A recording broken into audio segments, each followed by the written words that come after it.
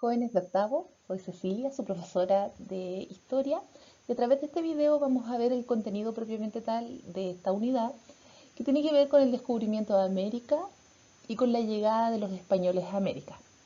Vamos a establecer una primera pregunta que nos va a servir de guía para estudiar este tema y que vamos a desarrollar en profundidad al finalizar la unidad.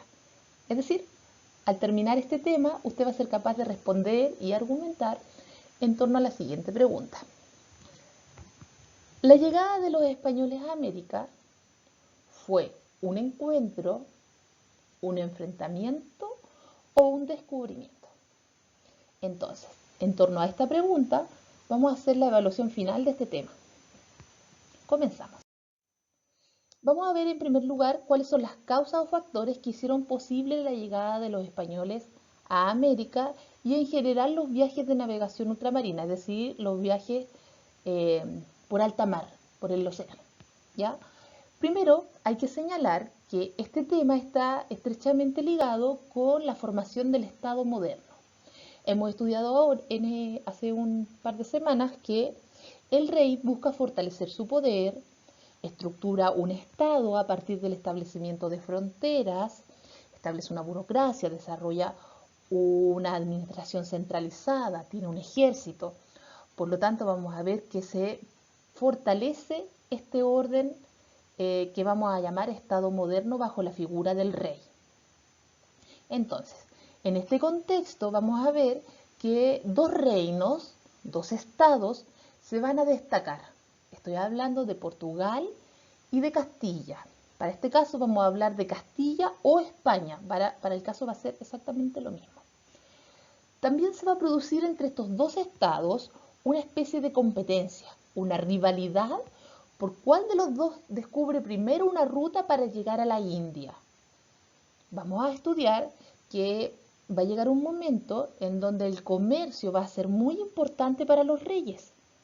¿Ya? Los estados van a buscar enriquecerse a cualquier costo y van a desarrollar fuertemente el comercio con Oriente, con la India, con China, con Asia. Por lo tanto, cuando se bloquea el paso comercial, los europeos no van a tener otra opción que buscar nuevas rutas para llegar a Oriente para poder comercializar. Entonces, vamos a ver cuál va a ser el contexto general en que se van a producir los descubrimientos geográficos, las navegaciones por alta mar, el descubrimiento de América. ¿Ya? Va a existir, repito, la intención del rey de fortalecer su poder e influencia. ¿Cómo hace eso? Generando un Estado fuerte, pero un Estado rico también. Entonces, en ese contexto de fortalecimiento del Estado moderno, se va a producir un periodo en donde van a haber muchos adelantos en la navegación. Se van a crear instrumentos, se van a tomar otros instrumentos que vienen del mundo oriental y vamos a ver que la navegación va a entrar en un periodo de adelantos técnicos. En ese contexto también vamos a ver que cuando se bloquea el paso comercial hacia Oriente, los burgueses, que son los comerciantes, van a empezar a presionar al rey para poder buscar una nueva ruta. ¿Ya? Los burgueses se dedicaban, repito, al comercio con Oriente. Y cuando no pueden hacerlo, van a empezar con esta idea de la necesidad. Van a empezar a necesitar una nueva ruta para efectivamente poder llegar a Oriente y poder comercializar. Junto con ello, vamos a ver que producto del humanismo, que ya hemos estudiado, se va a producir un cambio en la forma de pensar. La persona común y corriente va a sentir que necesita salir de su pueblo, de su aldea y conocer el mundo. Ya no le basta con ser una persona común y corriente y tener una vida normal. Va a sentir el deseo de ser famoso, de quedar en los libros de historia, de tener fama, dinero, ser famoso. ¿Ya? Y todo esto se va a dar y va a llegar a su punto máximo cuando en 1453 los turcos, que eran de religión musulmana, bloquean el paso. No dejan pasar a los católicos hacia Oriente e impiden el comercio. Entonces, en ese contexto,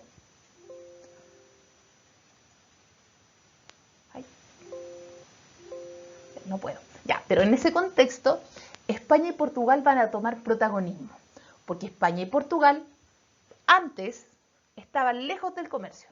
Todo les era difícil, el comercio era complicado y era costoso, porque el comercio estaba precisamente para el lado contrario donde estaban ubicados.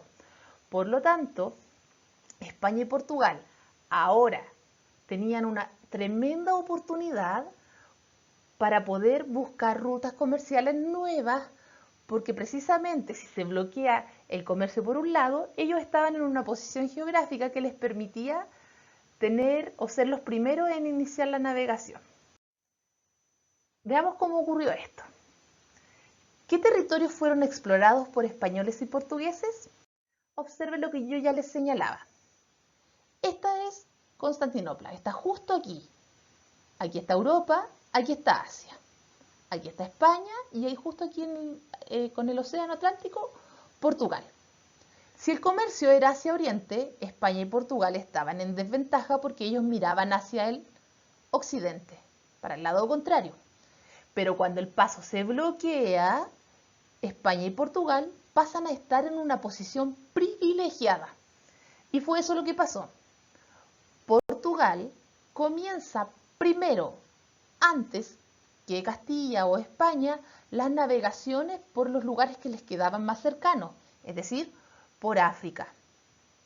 ¿Ya? Y como sale en este mapa, se inician distintas expediciones que van bordeando la costa del continente africano hasta llegar a la India.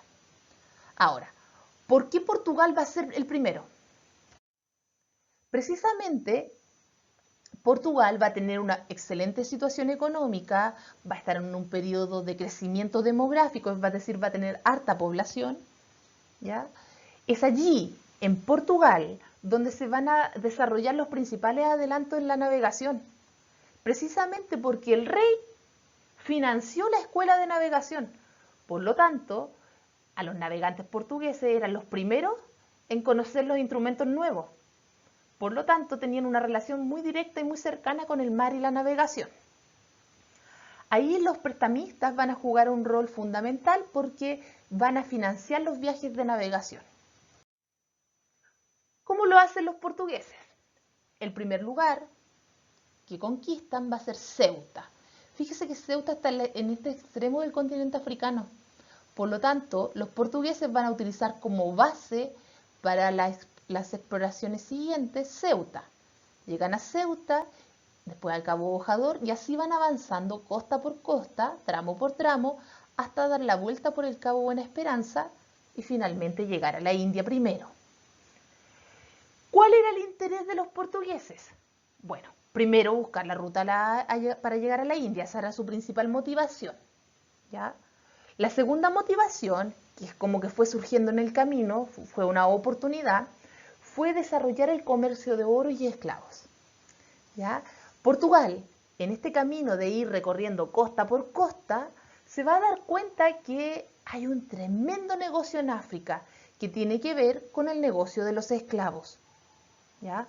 Portugal durante todo este periodo va a ser una potencia económica y su principal negocio va a ser la venta de los esclavos africanos. Ahora, este proceso expansivo, ¿cierto?, va a generar cierta envidia, cierto resquemor, cierta preocupación a sus vecinos. Castilla. Castilla y Aragón, el territorio que podríamos llamar y que en el libro sale como España, va a entrar en conflicto principalmente por el dominio de las Islas Azores, que son estas que están acá, las Madeiras y las Cabo Verde. Estas islas eran de Castilla, de España, pero los portugueses las utilizaban como base para seguir la navegación, ¿ya? Entonces, este sistema de navegar por la costa y el comercio va a generar este problema con Castilla. ¿Cómo se resuelve? Con un tratado, ¿ya? El Tratado de Alcázar. ¿Qué va a pasar en España? Resulta que los españoles van a fortalecer, el Estado se fortalece con el matrimonio de Isabel la Católica. Isabel la Católica se casa con el príncipe de Aragón y se unifica el reino y ahora se va a llamar Castilla y Aragón, la futura España, ¿ya? Ellos van a entrar en rivalidad con los portugueses precisamente por el tema de la navegación en las islas. Y a propósito de esta navegación y de esta idea de competir por quién llega primero a la India, y repito, en el contexto de rivalidad con sus vecinos los portugueses, los reyes católicos aceptan el proyecto de Colón, siendo que Cristóbal Colón, según los eruditos de la época, no tenía el conocimiento suficiente, hacía cálculos mal, cometía errores, ¿ya? Aceptan esta idea de Colón de navegar por el Océano Atlántico para dar la vuelta y llegar a la India, ¿ya? Esta idea era bien descabellada porque precisamente la navegación se estaba haciendo hacia abajo, por las costas de África. Y a nadie se le hubiese ocurrido navegar como lo hizo Colón hacia el oeste para llegar a la India. Pero Colón lo planteó, era una idea novedosa, posible, era la única opción que tenían los castellanos, los españoles, para efectivamente poder competir en algo contra los portugueses que ya iban súper avanzados en la navegación, ¿ya? Entonces, como el viaje fue financiado por un préstamo que pidió Colón, los reyes no tenían nada que perder, por lo tanto autorizaron la navegación de Colón. Y Colón efectivamente navega bajo el auspicio, pero no el financiamiento, solo la autorización de los reyes. El financiamiento lo obtuvo de préstamos, de comerciantes que también dijeron o vieron la oportunidad de que si le iba bien, iba a ser un éxito, porque según su teoría, navegando por el Océano Atlántico hacia el oeste, iba a llegar igual a la India, ¿ya? Finalmente, Colón llega el 12 de octubre a las islas de Centroamérica, a la isla Guanahani, eso es la isla de San Salvador actualmente. Toma posesión de las tierras que descubre, él obviamente pensaba que había llegado a la India, estaba feliz. Toma posesión de las tierras en nombre de los reyes católicos. Veamos lo que hizo. Hizo 4 viajes. La mayoría se concentró en esta zona de Centroamérica, en las islas de Centroamérica, ¿ya? Y en sus viajes, ¿cierto?, dio a conocer lo extraño que eran estos nuevos territorios. Vamos a hablar de eso.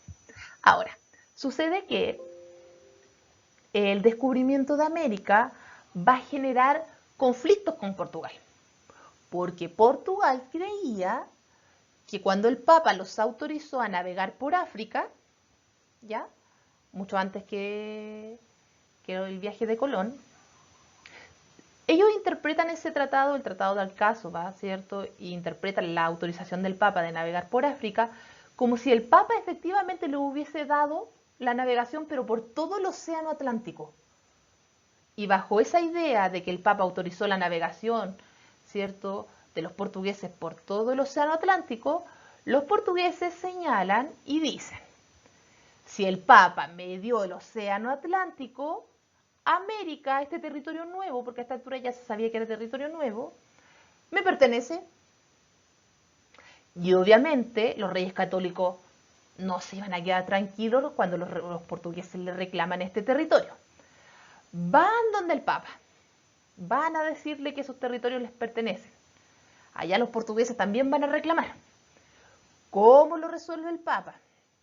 El Papa crea una línea imaginaria de norte a sur, al oeste de las Islas Cabo Verde, y dice: bueno, mitad para ti, mitad para ti.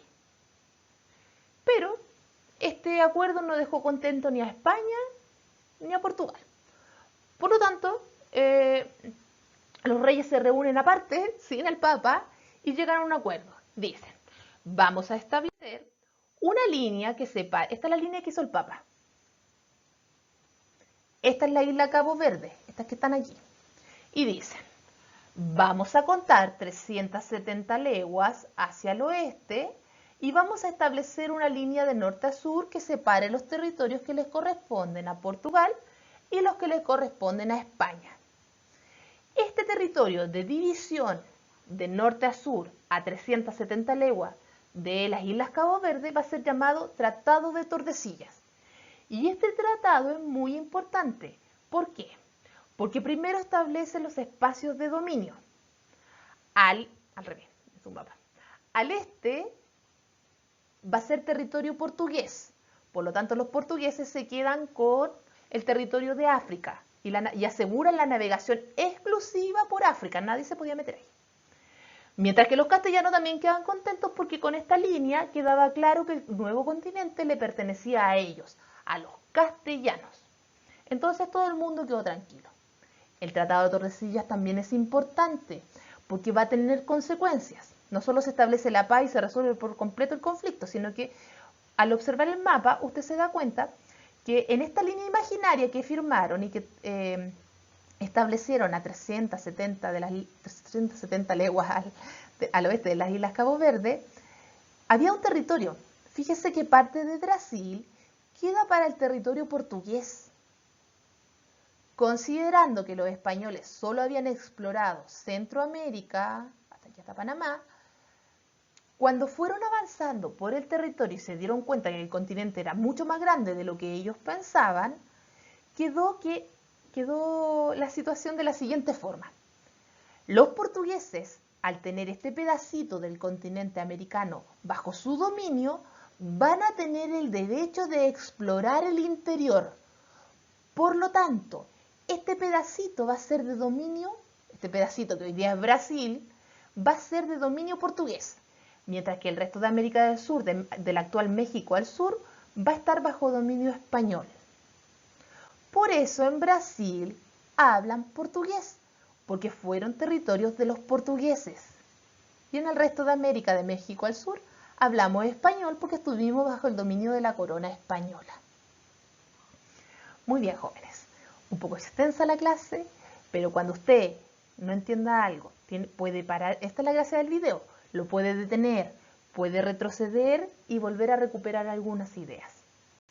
Un abrazo, espero que haya entendido mi clase.